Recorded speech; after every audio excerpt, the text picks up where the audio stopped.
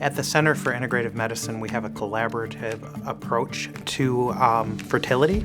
We work alongside the Western physicians that specialize in fertility treatments along with women's health specialists. We want to bring the best combination of treatments to have the best success for our patients. Women's health is a major condition that we treat with acupuncture and oriental medicine.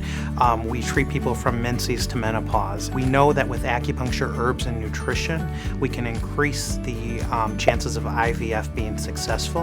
When women are trying to get pregnant, acupuncture can help to balance the body and balance the hormones, as well as regulate their cycle and ovulation. We look at things like basal body temperature, how long their cycle is, when they are ovulating, and we try to adjust using both acupuncture, herbs, and nutrition. Often, IVF patients are very, very stressed out, so we're going to be looking at the way they exercise and how they're managing stress, and may make recommendations around calmer exercises such as Tai Chi or yoga, and also meditation to bring down the relaxation, because we know stress can affect all the hormones in the body. And so if we can manage their stress level, we may be able to be more successful in their treatment overall.